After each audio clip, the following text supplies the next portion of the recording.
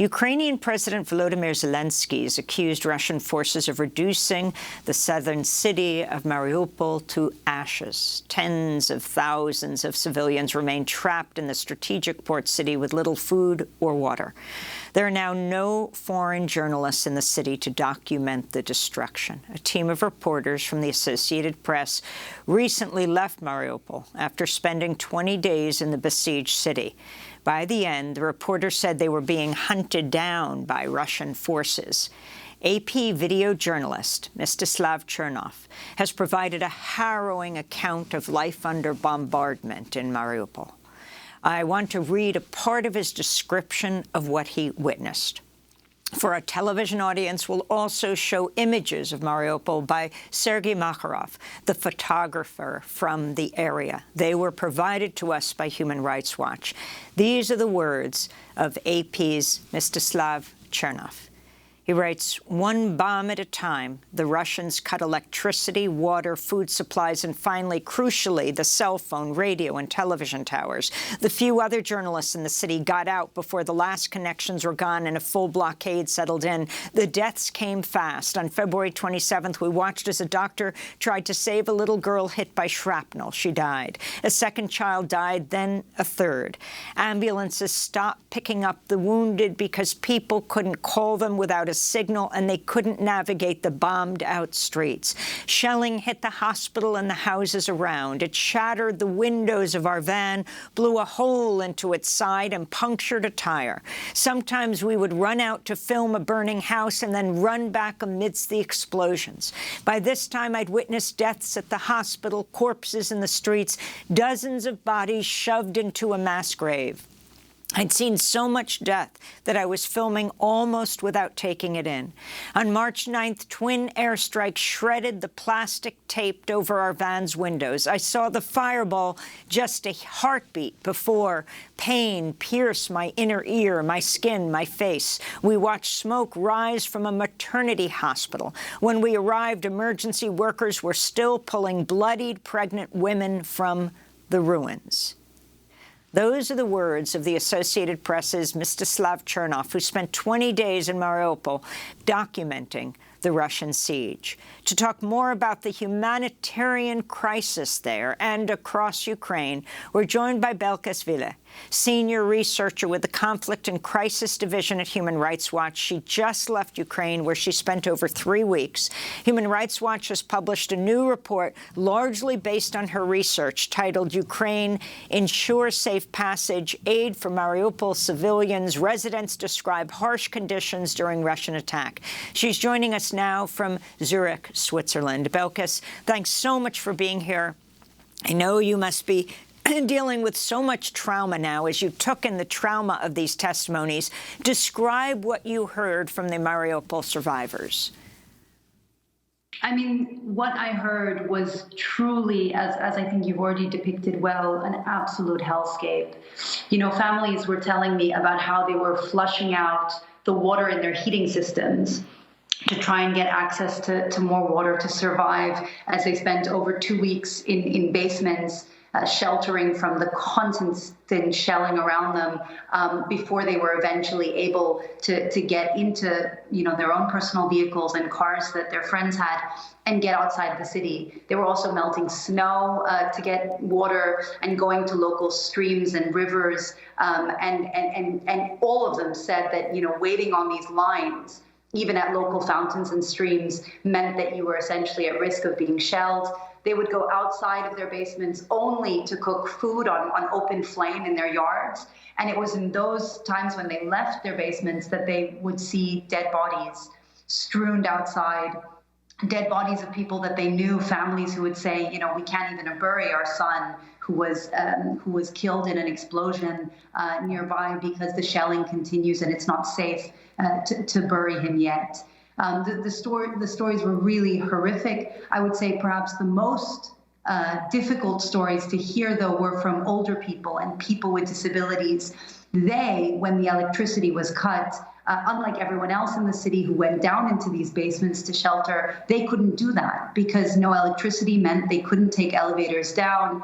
And so they sat on their sofas in apartments. I spoke to a man in his 80s. He lived on the 6th floor of his building, sat on his sofa with windows blown out, so no glass between him and these below freezing temperatures, just watching the shelling and the explosions and the fires from outside his window, hoping that he would survive. And Belkis Wille, Human Rights Watch has reported the extensive use of cluster munitions by the Russian forces in some places. Could you talk about what you found about that? Unfortunately, since this conflict has begun, we have seen multiple instances of Russian forces firing cluster munitions into civilian populated areas. We saw that in the very early days when the conflict began in Donetsk. We then saw the cluster munitions being used on multiple occasions in the city of Kharkiv, the second biggest city in Ukraine that has been heavily damaged in recent attacks. And we've even seen cluster munitions used elsewhere in the country. We issued a report on the use on numerous days in numerous attacks of cluster munitions in the city of Mykolaiv, near Odessa. And in these instances, unfortunately, we have seen civilians injured and killed. And there have been reported instances of violations of attempts at ceasefires in an effort to create humanitarian corridors. What have you found about that? And how have so many people been able to leave despite the lack of an organized form of humanitarian relief through these corridors? Officials have tried to negotiate humanitarian corridors, including with the help of independent institutions like the International Committee of the Red Cross, and numerous times have said that these efforts to put in place a short-term ceasefire to allow for a humanitarian corridor to open have failed. The idea is that these corridors would allow for civilians to safely evacuate areas of fighting, but also that urgently needed humanitarian aid could get into areas where, there are going to be some civilians that simply can't flee. Some people, as I mentioned, older people, people with disabilities, other people who can't leave or don't want to leave the areas that they live in.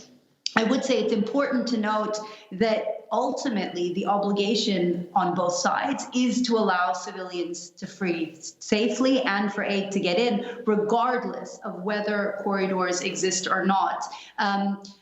The people of Mariupol waited for days, waiting for news that a corridor would be put in place so that they could evacuate in an organized fashion and evacuate safely. And after days and days and days of waiting, where each of these corridors failed, it was around March 14th that a few people simply decided enough is enough. Either I'm going to die in my basement or I'm going to die trying to leave the city, and I prefer the latter option. So they got into their cars and they just started driving. They knew they were driving into Russian-controlled territory, but eventually were hoping they would make it to the Ukrainian side.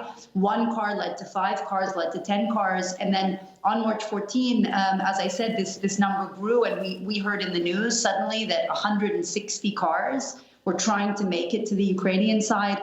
And that's when my colleague and I actually headed to the area where we knew people would be arriving once they made it back into Ukrainian-controlled territory in the city of Zaporizhia. And then we stayed there for 2 days interviewing some of the thousands of people that then also got into their own vehicles and took the risk of making it out of the city and arriving to safety. Belkis, you talk about people getting into their own vehicles. What about people who don't have them, the most compromised people, the poorest, the disabled, the old? Absolutely.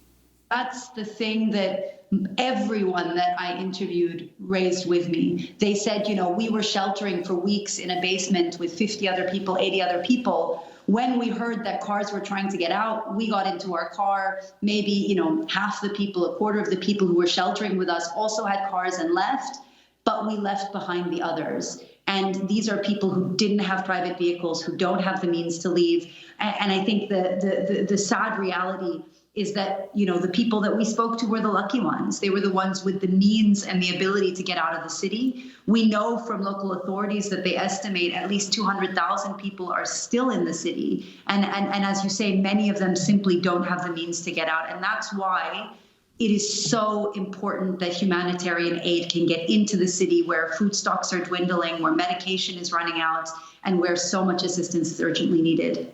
I wanted to ask you about more about Kharkiv, the eastern city. These are the voices of volunteers who clean debris from residential buildings that have been attacked. A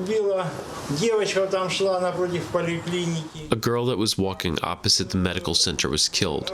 A man wounded with shrapnel in his lungs and another part of his body is laying near entrance 5. He was going back home when it happened. He was hit by shrapnel. He's a lieutenant colonel in the reserve. Who else got hit? A grandmother was killed. Her grandson is disabled. Honestly speaking, I do not see much sense in leaving the city. Joining Territorial Defense Force? I do not have any military experience, but I can help the city with my labor. Why not? At the moment, I do not have any work at home. I am 70. I am an engineer with experience. Until yesterday, I had work to do, but when I saw the appeal, I understood this was more urgent, more important, more needed now. So those are the voices of volunteers in Kharkiv. You also have Human Rights Watch documenting Russia's use of cluster munitions, particularly in another city under siege, in Mykolaiv. If you could talk about these attacks as well and what you've documented. In the city of Kharkiv, we initially were documenting several distinct uses of cluster munitions in the city at a time when many civilians were still there, cluster munitions that did injure and kill civilians. And we more recently have published a much more detailed report that actually looks at 43 individual attacks on civilian property, shops, homes, other common spaces that civilians use, to the point that the city has been so severely damaged. And during the time that these attacks were rocking the city, there wasn't any safe corridor out. There wasn't an easy way for civilians to leave. And that's unfortunately why so many were wounded and killed in those attacks. And then, as you said, the fighting has proceeded on other fronts. The city of Mykolaiv in the last days has been under heavy shelling and attack. There is a military airbase in the city.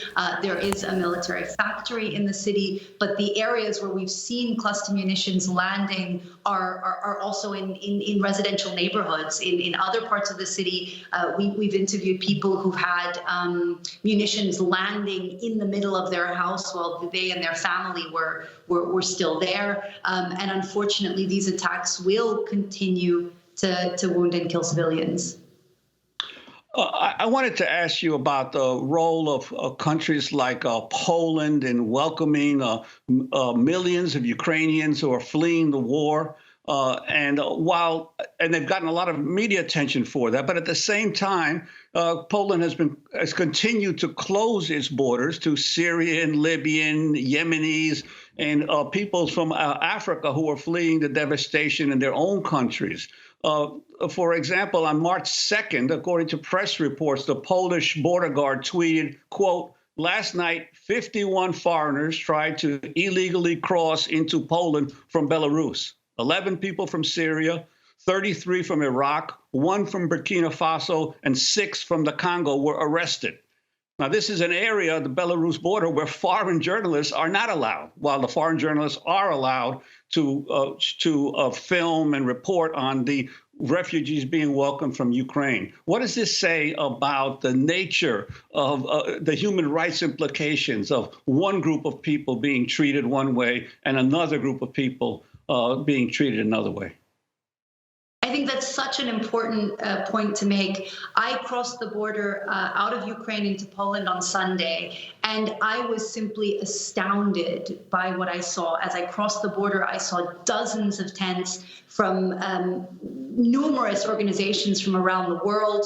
As I was getting my bearings straight and figuring out which direction to go in, a man handed me a steaming cup of coffee. Another woman handed me a bowl of soup. Someone was offering me a free SIM card. There were people distributing diapers, baby food, providing free transport to cities in Poland. I mean, this response is incredible. It's the welcome that Ukrainians and foreigners in Ukraine who flee from the country are facing is amazing, but at the same time stands in such stark contrast to what we've seen at the Polish border, the Polish-Belarus border, only in November, when we saw people being pushed back illegally across the border back into Belarus.